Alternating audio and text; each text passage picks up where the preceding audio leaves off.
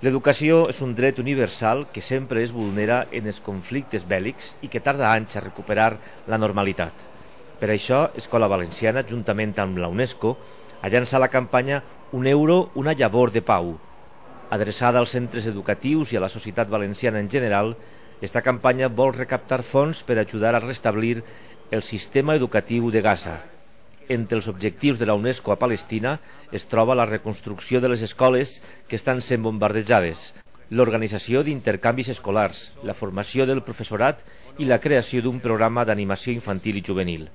S'espera la participació d'uns 30.000 escolars i l'entrega dels diners recaptats es farà el pròxim 27 de febrer a Calp, en la nit d'Escola Valenciana. Anem a plantar entre tots i totes una llavoreta que ha de créixer, que és una llavoreta que és €1.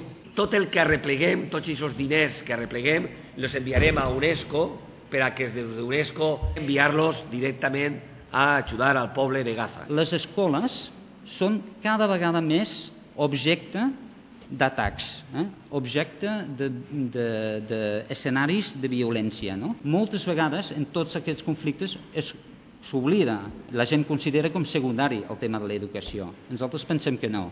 Només podem construir un món en pau, una cultura de pau, si treballem la pau a través de l'educació, a través de les ciències, a través de la cultura i de la comunicació. Són els militars que han de deposar les armes. Són els polítics que signen els acords de pau. Però són els professors que cada dia eduquen, formen i capaciten per educar-los en un foment dels valors.